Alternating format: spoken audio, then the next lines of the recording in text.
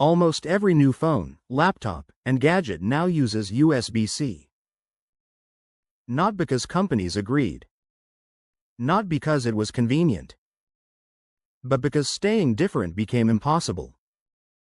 So what exactly is USB-C? And why did the entire tech world quietly surrender to it? For years, charging cables were chaos. Different shapes. Different speeds. Different rules. Then suddenly, one cable started replacing them all. In this video, we'll explain what USB-C actually is, why it's fundamentally different, and why companies didn't really have a choice anymore. USB-C is not a charger. It's not a brand. It's not even about phones.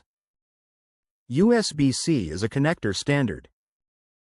That means one shape, one port, multiple functions. The same USB-C port can charge devices, transfer data, output video, power laptops. One port, many jobs.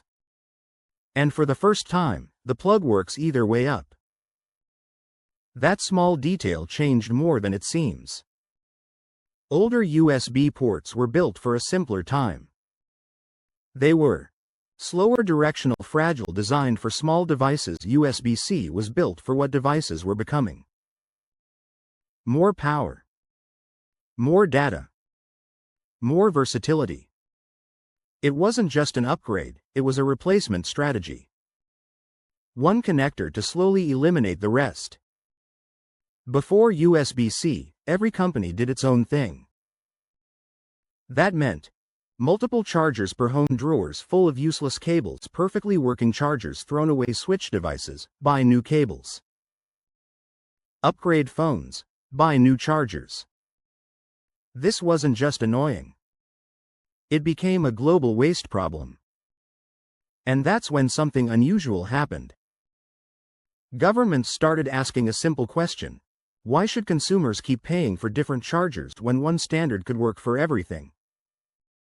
After years of studies, especially in Europe, the conclusion was clear. Fewer chargers equals less waste, standard ports equals lower costs, simpler tech equals better for everyone. So regulations were introduced.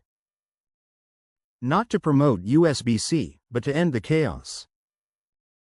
USB-C just happened to be the only standard ready. Technically, companies had a choice. They could adopt USB-C or limit where they sold their devices. For global brands, that wasn't a real option.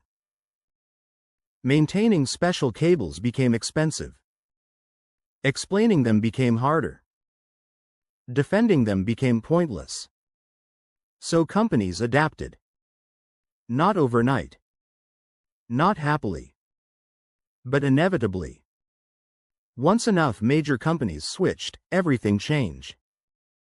Accessories followed. Consumers expected it. Other ports stopped making sense. USB-C didn't win because it was forced forever. It won because everything else became inconvenient. USB-C didn't take over because of a single law or decision. It took over because it solved real problems, reduced waste, and made older systems obsolete. People weren't forced to use USB-C. The world was redesigned until there was no reason not to. Thanks for watching.